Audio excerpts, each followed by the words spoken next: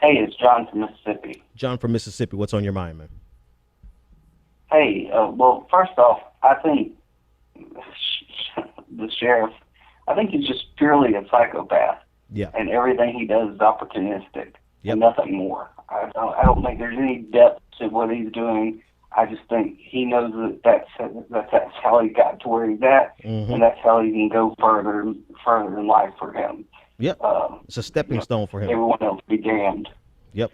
But the second thing I wanted to ask you is, because I heard you talking about how, there aren't, that white people don't protest authority, really. I mean, just in any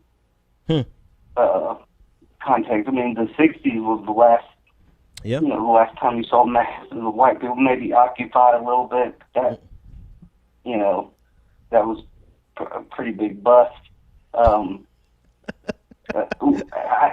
Like how do I go about making a difference? Because if I go out and I join a protest or whatever, Mm-hmm. against the police, whether it's for black people or for white people, Mm-hmm. I'll be ruined. Like, Really? I'd probably be fired.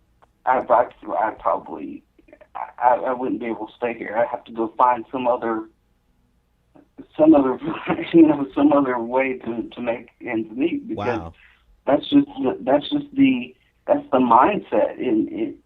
If you're not in an urban area, if you're in suburbia or rural areas, cops are superior people to you. That's just how it is. It's they kind of look at it like military people. It's just that mindset is so instilled, and I think it's because it's way too easy for people to just jump on. Like if I said, well, I think there are corrupt cops, and I'm going to go out and protest against it. I would, my family would shun me because Wow. that's just not what you do.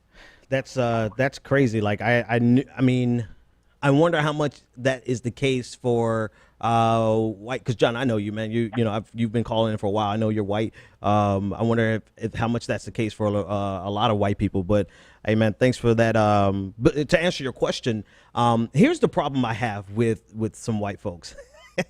This is the problem I have with you white people. No, the problem I have particularly with there's an opportunity for a great alliance between the police, the people who believe that there's a police state, and the hyper militarization of our police, cop block, our police, those different sites, people who do great research on police brutality across the board. However, they seem to fall off when it comes to the police violence that we see in the black community. And if that group of white men generally who can see that the police have a problem could actually not be racist and admit that that same problem is magnified in the black community, if they could just swallow that one pill, which is a huge thing to ask, right? I'm asking for us to pretty much erase history of white supremacy in America. But if they could get that in their head,